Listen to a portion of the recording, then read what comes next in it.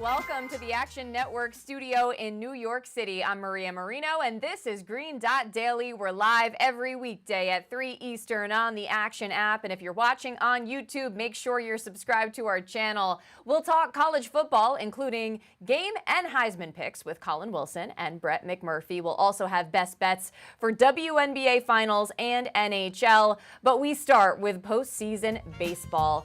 In the AL, Houston a 2-1 lead on Minnesota with Game 4 tonight, just after 7 Eastern. Texas already swept Baltimore. In the NL, Diamondbacks a 2-0 lead on the Dodgers with Atlanta and Philly tied at 1 game apiece. Both of those Game 3s are also tonight. With that, we bring in our MLB expert, Sean Zerillo. Want to ask you about the nightcap because the Dodgers are down 0-2. There's naturally this must-win narrative. What are your thoughts on them staying alive?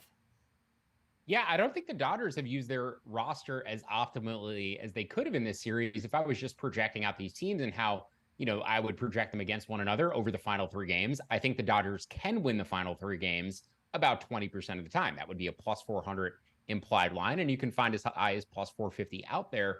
The reason why I would not bet it, number one, I have bets on the Dodgers from before games 1 and games 2, but number 2, they plan on using Clayton Kershaw again in Game 4. And as I discussed in my article before Game 1, as I bet against Clayton Kershaw in Game 1 with the overs, I don't think he's nearly 100% healthy. And I think the Dodgers would have been better served using their bullpen much more aggressively throughout this series. And having these extra days off in a shorter series seemed to be to their benefit. They tried to play it the old school way and throw starting pitchers, and it has not worked out. So we'll see what they do tonight. In terms of the Game 3 matchup, I did project LA about minus 120. Arizona opened at plus 130, came all the way down to plus 110. So a lot of money has come in on the Diamondbacks, and the Dodgers would be closer to the value side of the money line for me right now. Not going to be betting a side tonight. What I am looking at is potentially the under as Lance Lynn exits. Again, I expect the Dodgers to be very aggressive with their bullpen in an elimination game, and I think Ryan Pepiot is going to get a big piece. But number 2, Lance Lynn unders on his props.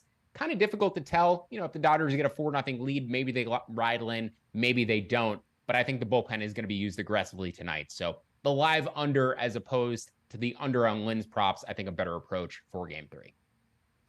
Some good perspective there. And per Elias Sports Bureau, 79 out of 89 times, or nearly 89% of the time, teams that have taken a 2-0 lead in a best of 5 have won the series. Bodes well for Arizona. How about a pick you are making for tonight? Yeah, taking the Minnesota Twins in both halves up to about minus 125 for the full game, minus 135 for the first 5 innings. I do give them the pitching edge for tonight's game with Joe Ryan going against Jose Urquidy. You may see JP France mixed in for the Astros, and the one advantage France has over Urquidy is the home run rate. Both Ryan and Urquidy throughout their careers have allowed about 1.5 home runs per 9 innings. That's well above the major league average. This year it was 1.25. In past years, it's been in different spots, but both Ryan and Urquidy do have home run issues. The benefit for both of those starters tonight is the wind blowing in Minnesota. It's a night game. We normally do not get baseball in Minnesota, especially outdoors this time of year. Temperatures are going to be in the 50s at first pitch. The wind is going to be blowing in from right center field at about 6 miles an hour. So I bet the under 8.5 last night. That moved down from 8.5 to 8. But I really do think it helps Joe Ryan and his home run issue. Helps Urquidy too. But the Astros is going to mix and match pitchers. And I think the Twins also going to be extremely aggressive with their bullpen tonight. Have a number of relievers they saved up yesterday. So like the Twins, as I said, in both halves, give them the pitching advantage for Game 4. And then hopefully they can win a low scoring game and force it back to Houston for Game 5. Yeah, we haven't been used to Minnesota games this late in the year. Sean Zerillo, thank you so much for joining us. Thank you for having me. To college football and the Heisman race, Washington QB Michael Penix Jr. has passed USC QB and defending Heisman winner Caleb Williams as the favorite to win the award. Penix went from plus 450 odds on October 2nd to plus 200, while Williams was previously plus 175 and is now plus 225. As we say hello to our college football experts, Collin Wilson and Brett McMurphy. Brett, I'll start with you. Why has Penix become the favorite to win the Heisman?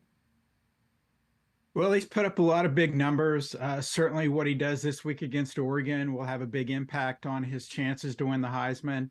I I just feel it's going to be tough for any of the guys from the Pac-12 to win it, either Caleb Williams, Bo Nix, or Michael Penix, because they all play each other. I think they're going to beat each other up. So I really don't like anybody there. I mean, the picking the Heisman is one of the hardest things to do. And I think, each year people wait longer and longer until the end of the season to really zero in on the Heisman favorite. So you may think somebody's got it locked up in October, early November, and in reality, it's decided the last 2 weeks of the regular season. Collin, is there a bet that you like to win the award? Yeah, all these games in the Pac-12 serve as a knockout. So when you see Bo Nix and Michael Penix going up against each other, voters will remember who won that game. It's the same thing with USC and Notre Dame and Sam Hartman and Caleb Williams this weekend. So when I was just out in Vegas this last weekend, there was a very smart, sharp bettor that was hitting BetMGM at 80-1 on Carson Beck, the quarterback for Georgia, who really had a statement game against Kentucky this past weekend. He's now up to 11-3 touchdown to interception ratio. He has the same amount of passing yards as Caleb Williams. I think the problem is the Georgia schedule from here on out is pretty soft, which is kind of twofold, right? He's going to get enough yards. He's going to get enough touchdowns, especially if Georgia decides they want to become a passing offense with Brock Bowers.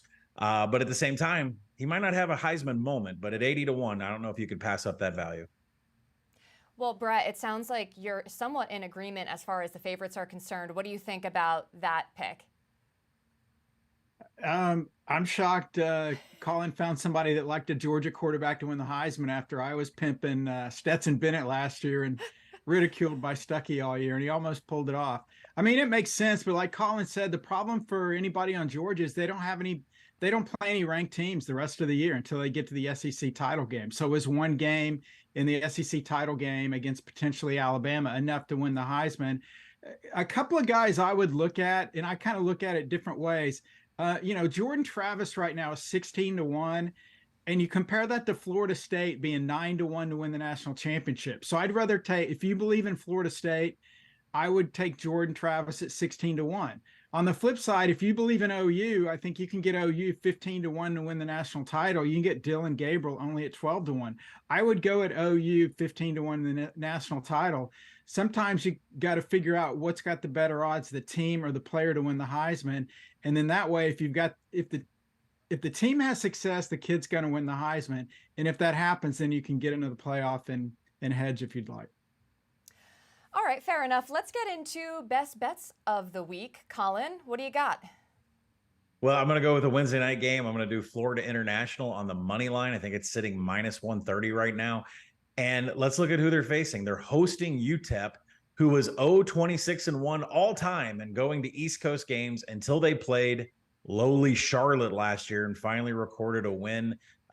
Poor Charlotte was in a transition season, so UTEP finally got their first win. They have not done well in the Eastern time zone whatsoever, and there's just a huge rush explosive advantage for Florida International here. Shamari Lawrence averages 4.8 yards after contact, and UTEP is terrible at defending rush explosives, 106th against rush EPA. So let's go with Florida International on the money line tonight. Always love a reason to watch college football on a Wednesday. Brett, what about you? What do you like this week? Well, Maria, we missed you here last week on Green Dot Daily, and since this is my fourth appearance, I don't want to bring my receipts, but like Georgia and Carson Beck, I am undefeated. I don't know if many people know this, but the top 5 ranked teams this year against the spread are only hitting about 38% against the spread. This week, we've got some monster numbers: Georgia, Michigan, Ohio State, Florida State, all 3 to 5 touchdown favorites. I'm going to hold my nose with both hands. I can't talk. Indiana +34. Indiana offensive coordinator Walt Bell was fired 2 weeks ago. The Hoosiers had a bye week. They have new offensive coordinator Rod Carey. It's really not even about Indiana. It's more about Michigan. The Wolverines have Sparty up next week. They're going to be peeking ahead. They don't have to win this game by 40. They'll just want to win comfortably, win by 28, and get ready for Sparty. So I will go with Indiana +34. Well, Brett, I hope the streak continues, especially since I'm back here on Green Dot Daily. Collin as well. Thank you both for joining the show. Thank you. Thanks. WNBA Finals continue tonight with Game 2 from Las Vegas. The Aces leading the Liberty in the best-of-5 series. Well, you can find Aces minus 4.5. 74% of bets and 84% of money is coming in on Liberty plus 5.5. Majority of bets and money are also on the under. Jim Thurvey joined me on the podcast Buckets and shared a few of his favorite props for the evening, including this one. The last one I have is Asia Wilson under 9.5 rebounds. It's a little bit juiced, but I just don't know why they have it 9.5 instead of 8.5. She hasn't even topped 8 rebounds in a single matchup with the Liberty all series. Even though the Aces did do well on the glass last game, she still only had 8 rebounds. I think this number is, for people who are looking at season as a whole or playoffs as a whole, she has done well on the glass. But I think she's so focused on keeping, JJ or Stewie off the glass that cuts into her own rebounding a little bit. And we've seen that every game against the Liberty this season. So this is one where I just think it's, a little bit too high, and I'll take the under 9.5, even with a little bit of juice there. And as the NHL season opened last night, we saw the Lightning best the Predators, and in Connor Bedard's debut, the Blackhawks beat the Penguins. Meanwhile, the Golden Knights, after raising their championship banner, got a win over the Kraken. Looking ahead to tonight, the crew from the Line Change podcast gave out some best bets. It's a yearly tradition for me to bet the Montreal Canadiens in their opening night game against the Toronto Maple Leafs at a big number, and I like the Habs here, plus 240. Nick and I talked in our season preview episode. I think the ceiling is a little bit higher for Montreal than people will expect. This is a young team. They're fast. They could just be, a mosquito fleet, very annoying to deal with, a lot of speed, and just be, a little just hard to put away. Tim, you know where Nick and I stand on the Leafs and Habs. Like I said, plus 240 for Montreal. Do you have any thoughts here? Yep. Over. Referenced it in the Tuesday preview pod, but overs have been really profitable in the first 5 games of the season, especially in our new age NHL. High flying, little less defense. Defense takes a little bit to settle into in terms of systems, personnel. So give me a lot of goals there in good old Toronto. Taking a Toronto under is like the hardest thing to do in the entire world. So, it's the first week of the season. Give me an over here, over 6.5. 1, 2, 3. Remember, any picks we give out here on the show you can easily reference by following green.daily in the Action app. We keep track so you don't have to. That's going to do it for Green Dot Daily. I'm Maria Marino. Thanks so much for hanging out with me. Make sure you come back tomorrow. We have the return of Sean Kerner. That's at 3 Eastern on the Action Network YouTube channel and the Action app.